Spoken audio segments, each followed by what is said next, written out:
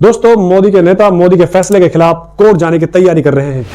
दरअसल उनके खेल मंत्रालय ने बृजभूषण सिंह के करीबी संजय सिंह के खिलाफ बड़ा एक्शन लिया है। उन्होंने तुरंत चुने गए भारतीय कुश्ती संघ को निलंबित कर दिया।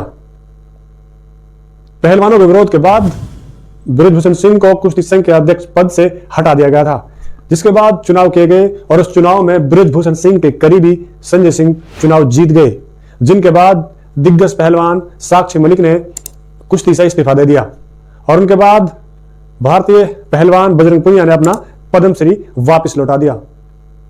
इनके अलावा हरियाणा पैरा एथलीट वीरेंद्र सिंह ने अपना पद्मश्री लौटाने का ऐलान कर दिया था, लेकिन सरकार को जब होश आया तो उन्होंने नियमों का उल्लंघन बताकर कुश्ती संघ को निलंबित कर दिया।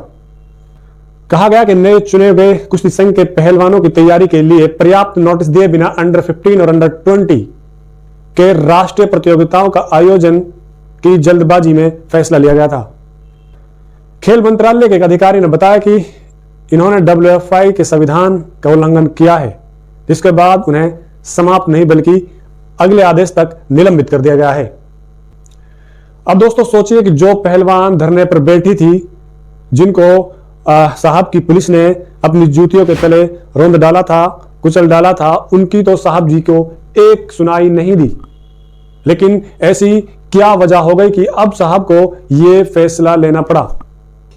निलंबन का जो बहाना बनाया जा रहा है वो ये भी है कि कुश्ती संघ के नवनिर्वाचित अध्यक्ष संजय सिंह ने अंडर 15 और अंडर 20 की जो राष्ट्रीय प्रतियोगिताएं थी वो नंदिनी यानी बृजभूषण सिंह के शहर में कराने का ऐलान कर दिया था, जो WFI के संविधान के खंड 3 के बिल्कुल विपरीत था। इसलिए उसको निलंबित कर दिया गया।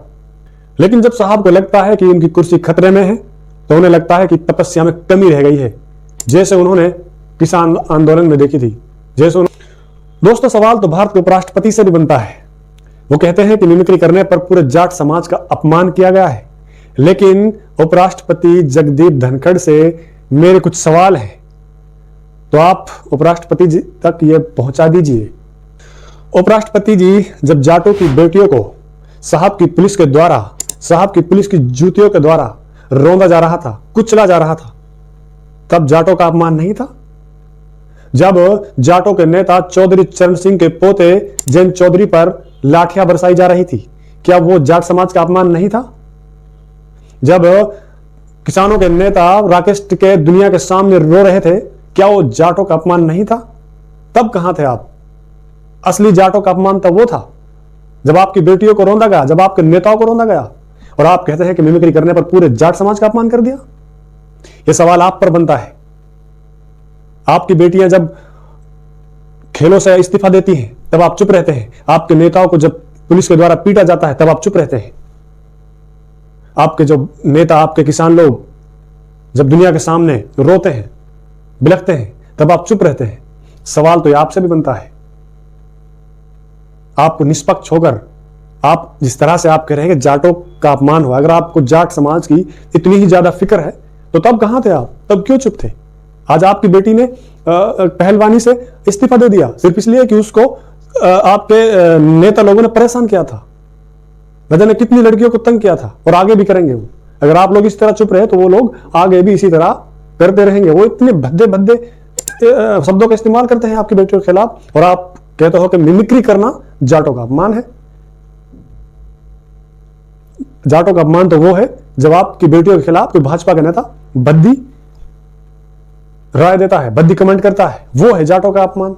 लेकिन आपको मिमिक्री अपमान लगता है। तो मैं उपराष्ट्रपति जी से कहना चाहूंगा कि आप निष्पक्ष होकर, अगर आपको जाटों की इतनी ही ज्यादा फिक्र है तो इन चीजों पर गौर करिए और फिर सोचिए और समझिए, फिर फैसला लीजिए कि जाटों का असली अपमान कौन सा था। भाजपा का अपमान जाटों का अपमान नहीं है। दोस्तों, इसके बारे में आप क्या सोचते हैं? अपनी राय जरूर दें।